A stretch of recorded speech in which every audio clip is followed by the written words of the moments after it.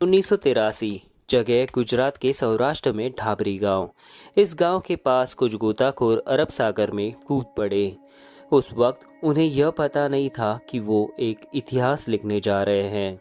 दुनिया बेखबर थी कि उनके सामने एक ऐसी सच्चाई आने वाली है जो कि उन्हें झंझोर कर रख देगी। सतह से कई मील नीचे गहरे समंदर में उन गोताखोरों को कुछ ऐसा मिला जो पूरी दुनिया के लिए चौंकाने वाला था। ऐसा क्या मिला इन गोताखोरों को? किसकी तलाश में थे वो?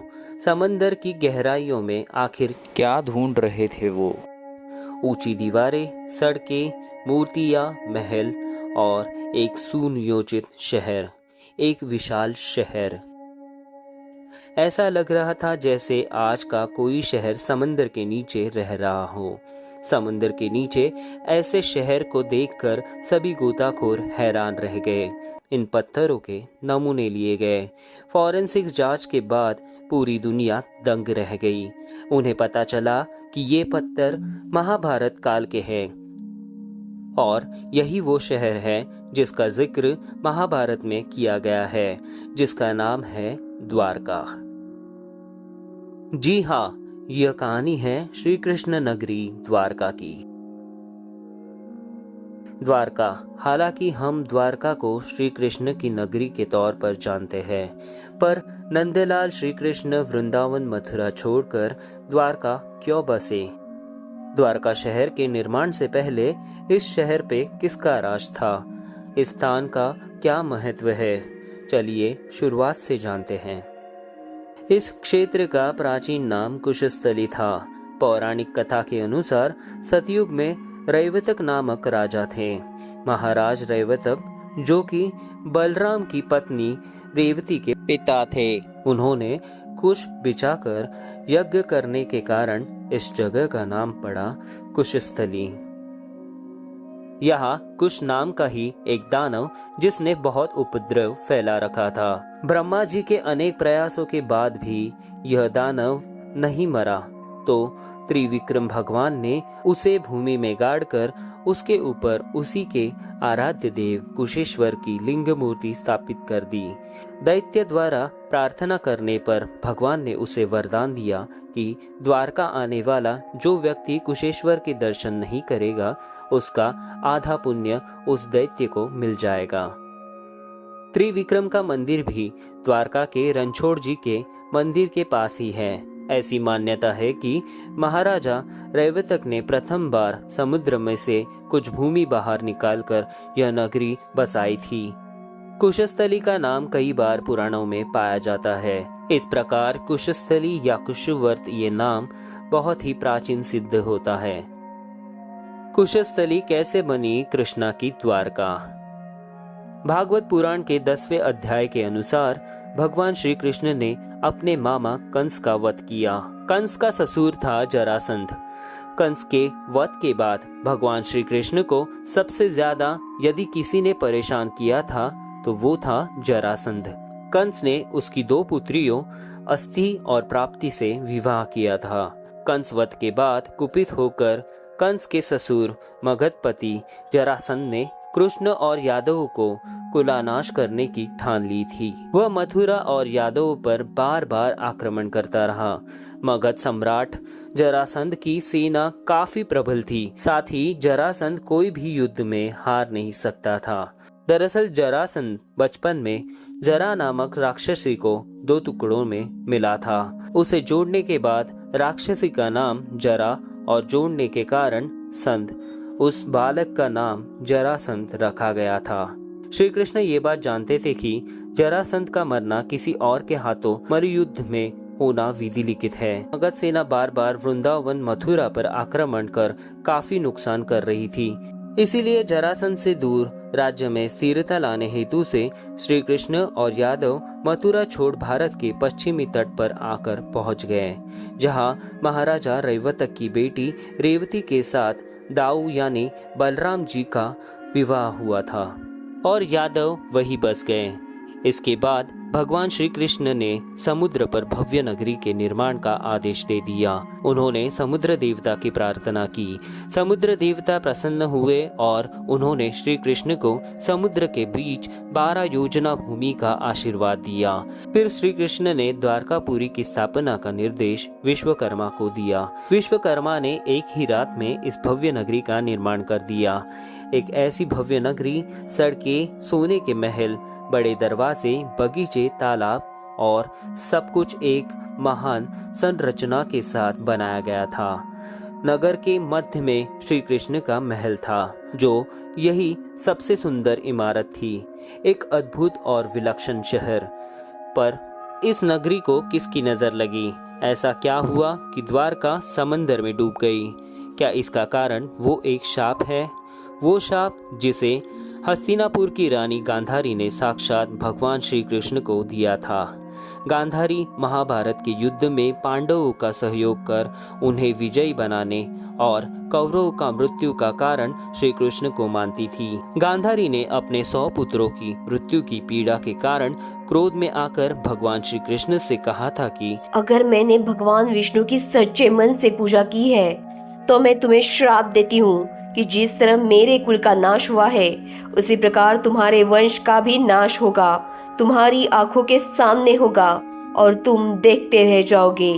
उसके बाद श्री कृष्ण युधिष्ठिर का राज्याभिषेक करने के बाद वापस द्वारका नगरी चले गए। माना जाता है कि महाभारत के युद्ध के कुछ सालों बाद गांधारी का श्राप सिद्ध हुआ और यादवों में आपसी मतभेद के कारण युद्ध छिड़ गया। सभी यदुवंशी आपस में लड़ कर मरने लगे थे। सभी यदुवंशों की मृत्यु के बाद बलराम ने भी अपना शरीर त्याग दिया, जिसके बाद श्री कृष्ण उदास होकर वन में विचरण करने लगे। वो एक पेड़ के नीचे छांव में बैठे थे। उसी समय जरा नामक एक शिकारी का बाण उनके पैर में आकर लगा और भगवान ने अपना देह त्याग दिया। यह जगह द्वारका और सोमनाथ के करीब है और कुछ ही सालों में पूरी द्वारका नगरी पानी में समा गई। कहा जाता है कि आज भी गांधारी की शाप की वजह से गोमती नदी के किनारे बसे इस शहर में कोई अनाज नहीं उगता, मानो कि रेगिस्तान ही पहुंच गए। कई सारी मंदिर, द्वारकाधीश का बड़ा मंदिर और शमशान। द्वारका में हजारों कृष्ण भक्त दूर दूर से भगवान के दर्शन के लिए आते हैं। द्वारका के श्राप को लेकर एक और पौराणिक कथा है। एक बार द्वारका के पास पिंडारक नामक एक पवित्र स्थान पर कई महान संत आए। उन्हें देखकर भगवान श्री कृष्ण के पुत्र सांब और उनके कुछ मित्र वहां आए। उन्होंने संतों के साथ शरारत करने की योजना बनाई। सांब गर्भवती स्त्री का भेष बनाकर साधुओं के पास पहुंच गए और उन्हें उनके बच्चों के बारे में पूछा। उसकी शरारत देख संत क्रोधित हो गए और उन्होंने उसे एक शाप दे दिया कि सांब एक लोहे के मुसल को जन्म देगा जो यदुवंशियों के विनाश का कारण बनेगा। जल स्तर बढ़ने के कारण डूबी द्वारका। एक अध्ययन से पता चला है कि 1000 ईस्वी में अपने वर्तमान स्तर तक पहुंचने से पहले क्षेत्र में समुद्र का स्तर कई बार बढ़ा और घटा है। भूवैज्ञानिकों के अनुसार समुद्र के स्तर में यह परिवर्तन से लेकर तटीय कटाव तक किसी भी कारण से यह हो सकता है। जब खुदाई का काम मौजूदा द्वारकाधीश मंदिर के पास शुरू हुआ था, जहां कई मंदिरों की एक श्रृंखला मिली, जिसका मतलब यही है कि जैसे जैसे पानी बढ़ता गया मंदिरों की जगह आगे सरकती गई। कुछ वैज्ञानिकों का मानना यह है कि 9000 साल पहले जब हिम युग समाप्त हुआ तो समुद्र का जल स्तर इस कदर बढ़ा कि उसमें देश दुनिया के कई बड़े शहर डूब गए। उन्हीं शहरों में से एक द्वारका भी था। हालांकि इस मामले पर आज भी शोध जारी है। समंदर के नीचे की अद्भुत द्वारका की खोज। द्वारका के समुद्री अवशेषों पर सबसे पहली नजर भारतीय वायुसेना के पायलटों की पड़ी थी, जो उस दौरान समुद्र के ऊपर से उड़ान भर रहे थे। उसी के बाद ही 1970 में जामनगर के गैजेटियर में इसका उल्लेख किया गया था। इससे पहले लोगों का कहना था कि द्वारका नगरी एक काल्पनिक नगरी है, लेकिन इसी शहर का पहला ऐतिहासिक रिकॉर्ड 6वीं शताब्दी के गुजरात में भावनगर के सामंत सिंहादित्य के कॉपर प्लेट के शिलालेख में पाया गया है। यह शिलालेख बताता है कि द्वारका सौराष्ट्र के पश्चिमी तट की राजधानी है और इसमें सबसे महत्वपूर्ण यही है कि इसमें कहा गया है कि श्री कृष्ण यहाँ रहते थे। इसके बाद से ही लोगों को भरोसा होने लगा। चमत्कार नहीं, मेहनत का नतीजा। द्वारका का मिलना चमत्कार नहीं था, यह कई सालों की मेहनत का नतीजा था। इस खोज के पीछे कई गोताखोर, आर्कियोलॉजिस्ट, साइंटिस्ट की कड़ी मेहनत है। इसके लिए उन्होंने अपने जीवन के कई साल दिए और आज भी द्वारका की खोज में जुटे हुए हैं। 1979 में आर्कियोलॉजिस्ट डॉक्टर A.S. राव और उनकी टीम ने इसकी खोज की शुरुआत की थी। 7 साल गुजर गए पर समंदर की गहराई में लुप्त इस राज तक पहुंचना अभी भी बाकी था।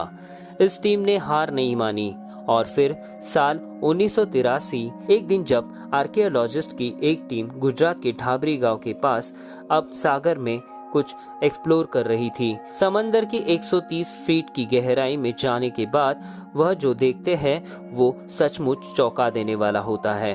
वो बिना देरी किए समंदर से बाहर आते हैं और अपने वरिष्ठ को फोन लगाकर बिना रुके हाल सुनाना शुरू करते हैं। क्या सच में द्वारका के अवशेष मिले? पानी के अंदर 560 मीटर लंबी द्वारका की दीवार मिली, जिसकी बनावट महाभारत की द्वारका के विवरण से मिलती जुलती है। पौराणिक ग्रंथों में मिले विवरण के अनुसार द्वारका में कुल 50 खंबे थे। आर्कियोलॉजिस्ट को इस खोज में करीब 30 खंबे मिले थे। इसके साथ उन्हें वहां पर उस समय के बर्तन भी मिले जो लगभग 1528 से लेकर 3000 ईसा पूर्व के थे। साइट से 500 से अधिक प्राचीन वस्तुएं प्राप्त हुई।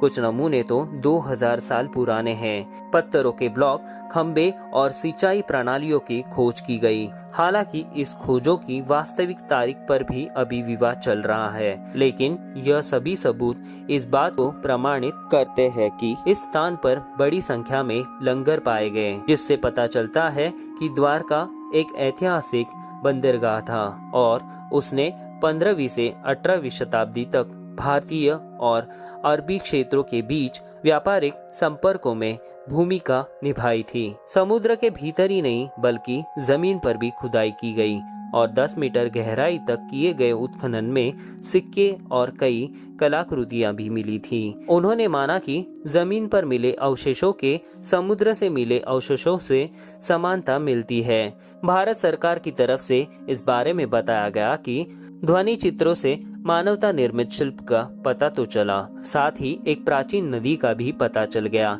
जो 9 किलोमीटर तक लंबी है और इसके किनारे पर ही इस प्राचीन सभ्यता के अवशेष और शिल्प पाए गए। यह करीब 9000 साल पुराने हैं। यह शिल्प लड़कियों के हैं।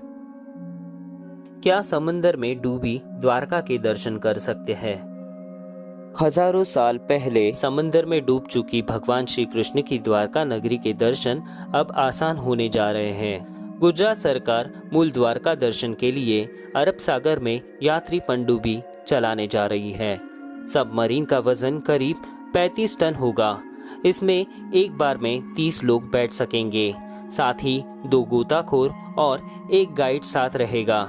इसमें 24 यात्री 2 लाइन में बैठेंगे। पनडुब्बी चलाने वाले 2 सदस्य, 2 गोताखोर, 1 गाइड और टेक्नीशियन साथ रहेंगे।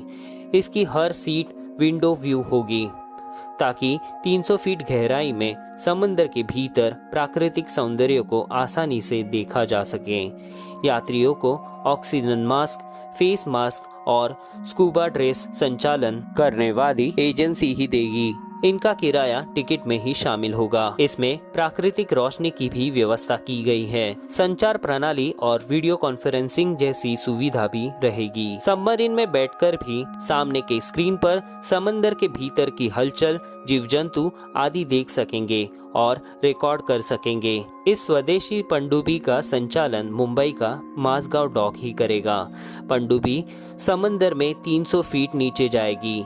इस रोमांचक सफर में 2 से 2.5 घंटे लगेंगे।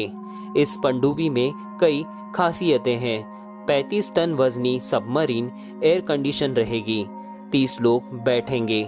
इसमें मेडिकल किट भी रहेगा। बेट द्वारका क्या है? द्वारका दो हिस्सों में है। एक जहां द्वारकाधीश का मुख्य मंदिर है और दूसरा है बेट द्वारका। अगर द्वारका दर्शन करना है तो बेट द्वारका जरूर जाएं, जिसे शंखोधर के नाम से भी जाना जाता है। इसके बारे में कहा जाता है कि द्वारका में अपने शासन के वर्षों के दौरान भगवान कृष्ण का निवास स्थान था। इसका नाम बेट शब्द से लिया गया है। इसका अर्थ उपहार है और ऐसा माना जाता है कि भगवान कृष्ण ने इसे अपनी मित्र सुदामा से प्राप्त किया था। प्राचीन महाकाव्य महाभारत में बेट द्वारका को अंतर्द्वीप के रूप में माना जाता है, जहां यादव वंश के लोगों को नाव से यात्रा करनी पड़ती थी। समुद्र के नीचे किए गए अन्वेषण और उत्खनन से ऐसी बस्तियों की उपस्थिति का पता चलता है, जिनका युग हड़प्पा सभ्यता और मौर्य शासन से जुड़ा हुआ है। द्वारका एक रहस्यमय खोज है। द्वारका एक इतिहास है। द्वारका एक पावन स्थल है। द्वारका से तमाम हिंदुओं की श्रद्धा जुड़ी हुई है। बेट द्वारका में भी एक सुंदर मंदिर है। यहाँ कई सुंदर पत्थर मिलते हैं, वो जरूर खरीदें।